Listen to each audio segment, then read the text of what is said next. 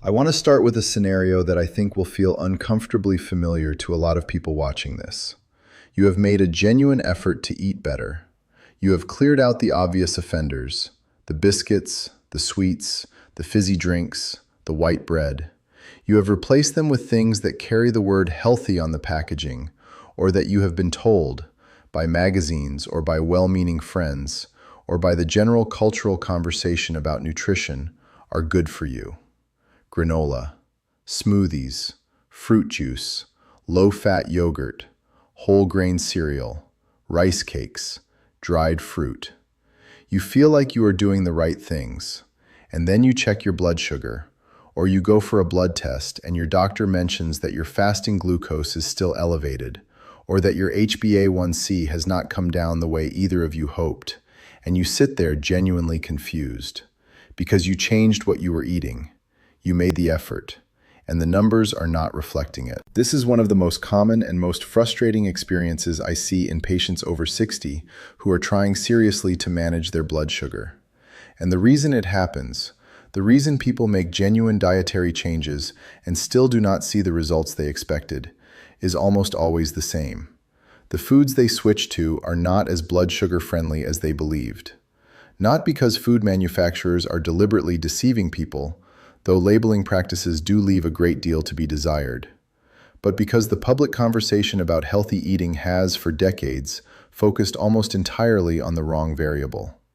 It has focused on fat, on calories, on whether something is natural or organic or whole grain, and it has largely ignored the variable that matters most for blood sugar: how quickly a food raises glucose levels in the bloodstream, and how intensely it drives an insulin response. Today, I want to correct that. I want to walk you through the foods that most commonly surprise people, the ones that are genuinely believed to be healthy choices, and that produce blood sugar responses that rival or exceed what you would get from eating a chocolate bar. I want to explain the mechanism clearly and in plain language. And I want to give you a practical, simple framework for making better choices. Not a complicated diet plan, not a list of foods to eliminate forever, but a way of thinking about food that, once you have it, you will apply automatically every time you eat. Let me start with the biology, because understanding it changes everything. When you eat carbohydrates, your digestive system breaks them down into glucose. That glucose enters the bloodstream. Your pancreas detects the rising glucose and releases insulin. Insulin carries the glucose out of the blood and into cells, where it is used for energy or stored. Blood sugar rises, then falls. The system works. But the speed and height of that rise, the shape of the blood sugar curve, varies enormously depending on what you ate. Some carbohydrates are broken down and absorbed slowly, producing a gradual, modest rise in blood glucose that insulin handles comfortably. Others are broken down and absorbed rapidly, producing a sharp, steep spike in blood glucose that demands a large, rapid insulin response. That distinction, fast versus slow, is what the glycemic index attempts to capture. The glycemic index, or GI, is a numerical scale that ranks foods based on how quickly they raise blood glucose relative to pure glucose, which is given an index of 100. A food with a GI of 30 raises blood sugar slowly and modestly. A food with a GI of 80 or 90 raises it rapidly and dramatically. For blood sugar management, a lower GI is generally better. Not because high GI foods are toxic or forbidden, but because the repeated, sharp blood sugar spikes produced by high GI foods over the course of a day place a continuous heavy demand on the pancreas, contribute to the insulin resistance that makes blood sugar harder to manage over time, and produce the energy crashes and hunger cycles that drive overeating. Now, here is the part of the glycemic index story that most people do not know, and that explains why so many seemingly healthy foods are problematic. A food can be genuinely high in nutrients, vitamins, minerals, antioxidants, fiber, and still have a high glycemic index. Nutritional quality and glycemic impact are separate properties. They do not automatically go together. And the foods that are most commonly mistaken for blood sugar-friendly choices are precisely the ones where the nutritional reputation is high, but the glycemic impact has been overlooked. Let me go through the most common ones. Granola and granola bars. Granola has one of the most successfully cultivated health reputations in modern food marketing.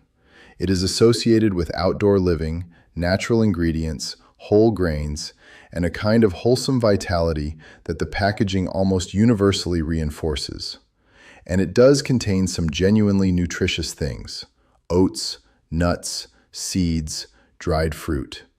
But the glycemic impact of commercial granola is, in most cases, substantial. The oats in granola are typically rolled and toasted, a processing step that increases their surface area and accelerates their digestion. The dried fruit adds concentrated fructose and glucose. And critically, granola almost universally contains added sugar, often in significant amounts. Honey, maple syrup, brown rice syrup, agave.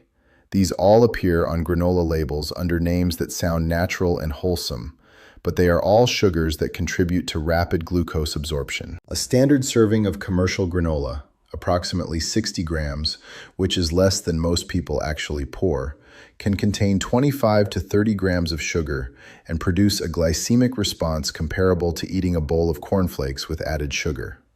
The glycemic index of many commercial granolas falls in the range of 60 to 75, firmly in the moderate to high range. Granola bars are, if anything, worse. The compression of granola into bar form concentrates the sugar content, and most commercial granola bars contain additional sweeteners, glucose syrups, or honey to bind the ingredients and improve palatability. A typical granola bar contains 15 to 25 grams of sugar, comparable to a standard chocolate bar, in a package that many people eat as a health-conscious snack and feel virtuous about. The specific problem for older adults, and I want to address this directly because it is not simply about total sugar content, is the speed of the glucose delivery. The sugar in a granola bar hits the bloodstream rapidly. Insulin spikes in response. And then, in people with any degree of insulin resistance, which is extremely common in adults over 60, the glucose is not cleared efficiently, and it stays elevated longer than it should. Meanwhile, the insulin spike can produce a reactive dip that drives hunger again within an hour or two, perpetuating the cycle. Breakfast cereals, including those marketed as heart-healthy, whole grain, or high fiber. This is one of the areas where the gap between nutritional reputation and glycemic reality is widest. Many breakfast cereals that carry health claims on the packaging have glycemic indices in the 70 to 90 range, placing them squarely in the high GI category. Cornflakes, GI of approximately 81. Rice Krispies, approximately 82. Bran flakes, which are commonly recommended for their fiber content, approximately 74. Even some oat-based cereals, when they are processed into flakes or puffed forms, have glycemic indices in the 60 to 70 range that place them firmly in the moderate to high category. The word whole grain on a cereal box indicates that the grain was included in its whole form before processing. It does not mean the processing has left the grain in a form that the body digests slowly. Puffed whole grains, flaked whole grains, and extruded whole grain products are still rapidly digested. The physical form of the grain, whether it has been broken down, flattened, or processed into a more digestible structure, matters as much as, or more, than whether it was technically whole grain before processing. This is why the same grain can have dramatically different glycemic impacts in different forms. Steel-cut oats, where the oat groat is simply chopped into pieces, have a glycemic index of approximately 52. Rolled oats, where the groat is steamed and flattened, have a GI of approximately 55 to 60. Instant oats, where the groat is processed further for rapid cooking, have a GI in the range of 70 to 80. And puffed oat cereals are higher still. The grain is the same. The processing is what determines how quickly your gut can access the starch inside. Smoothies and fruit juice. This is perhaps the most counterintuitive entry on this list for many people, because fruit is universally understood to be healthy, and blending fruit at home feels like one of the most conscientious things you can do for your diet. The issue is not fruit itself. It is what happens to fruit when it is liquefied or juiced. Whole fruit contains fiber, both soluble and insoluble, embedded in the cellular structure of the fruit. When you eat a whole orange, the fiber in the orange slows the digestion and absorption of the fruit's sugars, producing a gradual and modest rise in blood glucose. The glycemic index of a whole orange is approximately 43. When you juice that orange, you remove the fiber entirely. What remains is the water and the sugar, fructose and glucose, without the structural matrix that would have slowed their absorption. Orange juice, stripped of its fiber, has a glycemic index of approximately 50 to 60 and is absorbed much more rapidly than the whole fruit. When you blend multiple pieces of fruit into a smoothie, particularly if you include banana, mango, grapes, pineapple, or dried fruit, all of which are high in natural sugar, and consume the entire blended drink in a few minutes, you are delivering a concentrated glucose load very rapidly. Even if the blending has preserved the fiber, the act of blending physically disrupts the cellular structure that slows digestion, reducing the fiber's effectiveness as a glucose-slowing mechanism. A homemade smoothie containing a banana, a cup of mango, some grapes, and a tablespoon of honey can easily contain 40 to 60 grams of sugar and produce a blood glucose response that, in a person with any insulin resistance, is genuinely dramatic. The fact that those sugars came from natural fruit does not change the physiological response. For older adults, this matters particularly because of something I want to address directly now: the specific way that aging changes the relationship between food and blood glucose. After 60, the sensitivity of cells to insulin sensitivity, tends to decline even in people who are not diabetic and who have no diagnosed metabolic condition. This is a normal feature of metabolic aging, related to changes in muscle composition, reduced physical activity, changes in the hormonal environment, and the gradual accumulation of visceral fat around the internal organs that interferes with insulin signaling. What this means practically is that an older adult eating the same high GI food as a younger adult will typically experience a higher and more prolonged blood glucose elevation from that food. The glucose is cleared less efficiently. The insulin response is less precise. The blood sugar curve is taller and longer. This is not a disease state. It is a normal physiological change. But it means that the blood sugar impact of food choices that might be manageable at 35 can become genuinely problematic at 65. The same granola bar that produced a modest glucose blip in a younger person can produce a significant spike in an older one.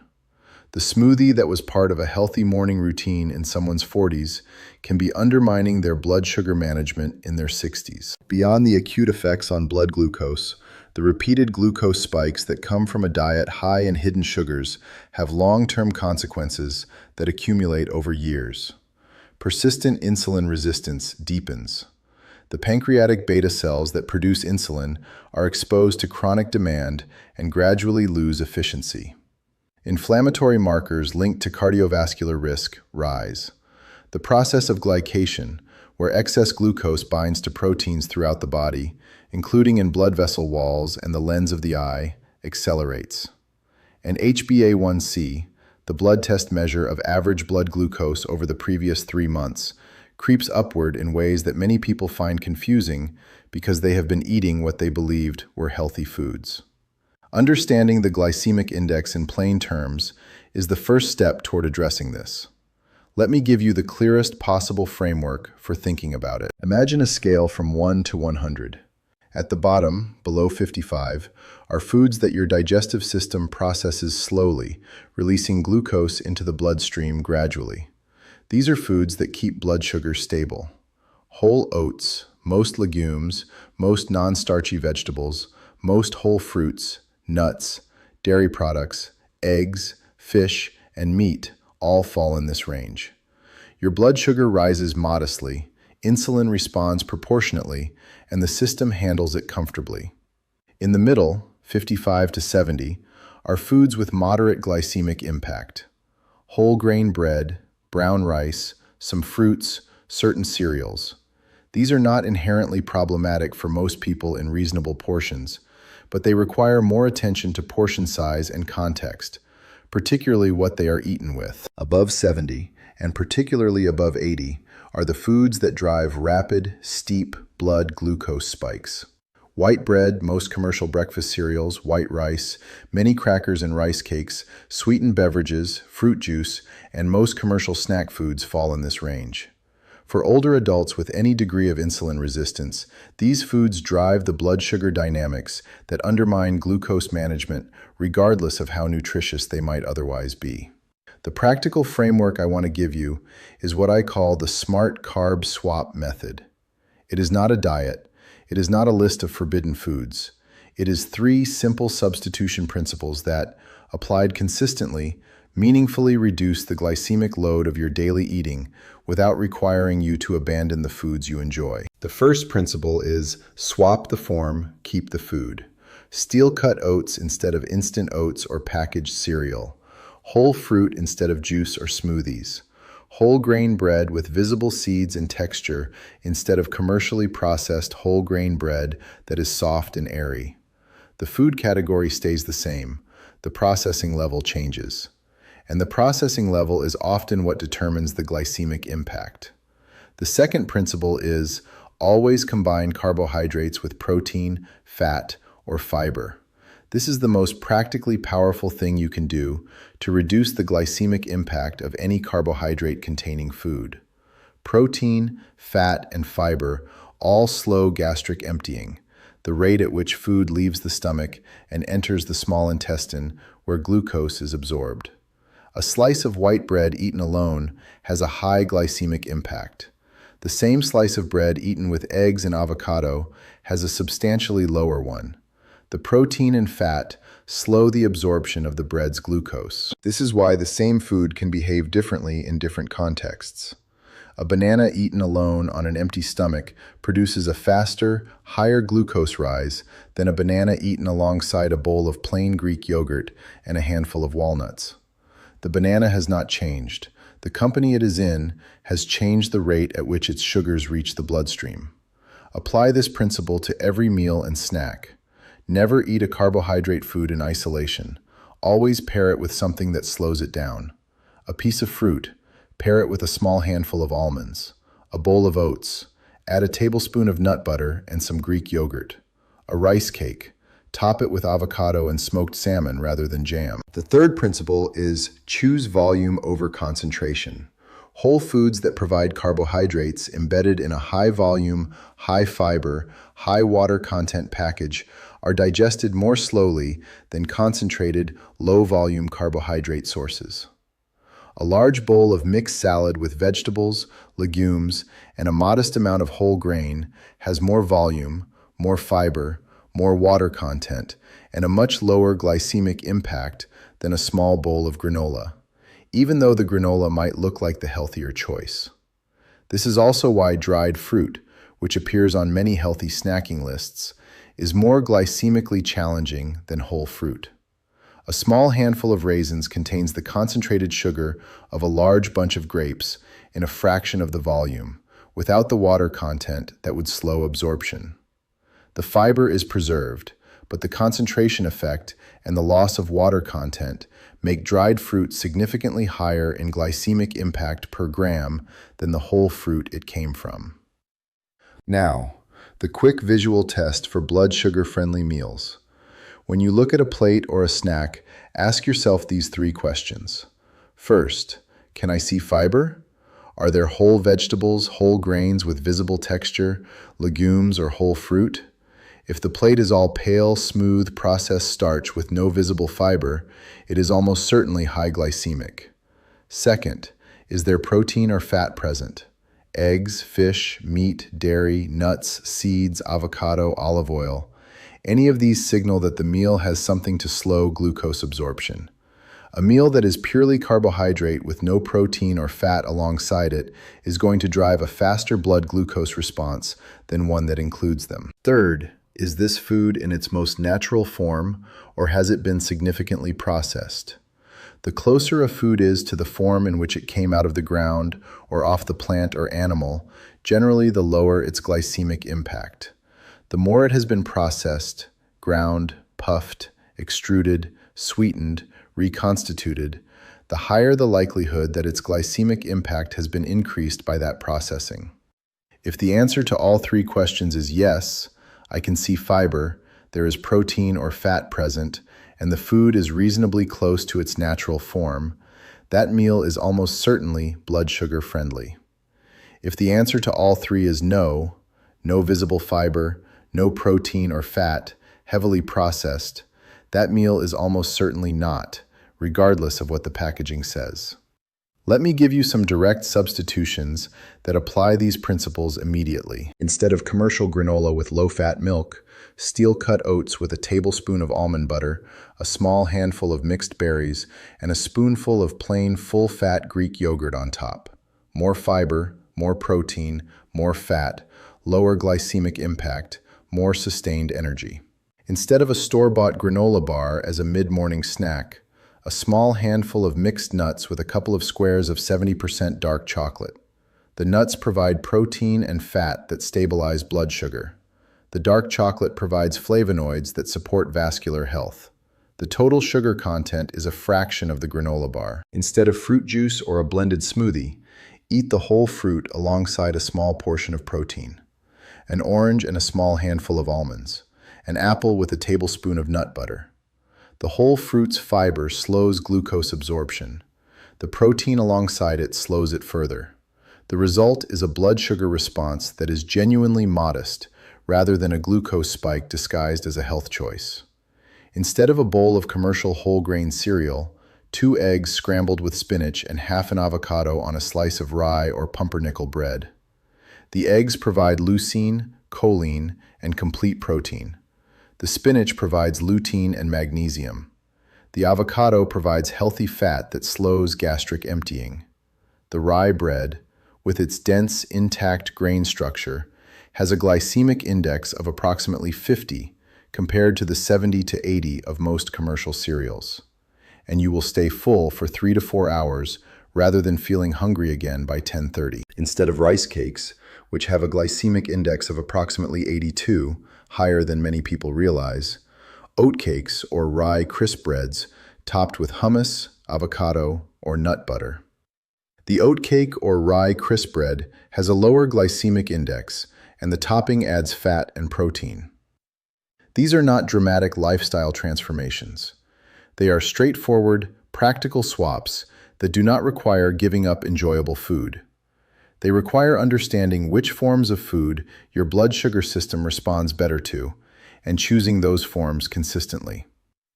Before I close, I want to say something that I think is important for context. The foods I have discussed today, granola, smoothies, fruit juice, breakfast cereal, are not poisons. Eating them occasionally, in reasonable portions, as part of an otherwise balanced diet, is not going to cause harm for most people.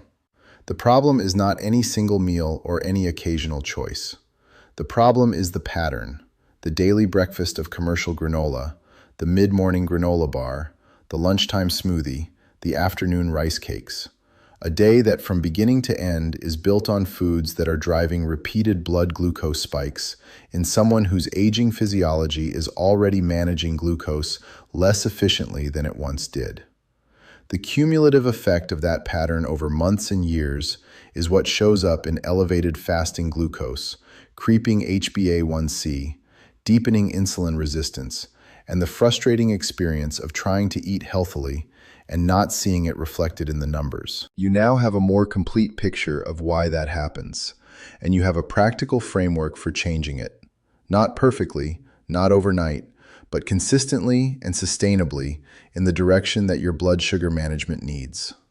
If this was useful to you, please subscribe to the channel and share it with someone in your life who is working on their blood sugar and wondering why the changes they are making are not producing the results they expected. Leave a comment below. I want to know which of the foods I described today surprised you most. I read every comment, and your responses genuinely shape what I cover next. I am Dr. Julian Cross. Take care of yourselves, and I will see you in the next one.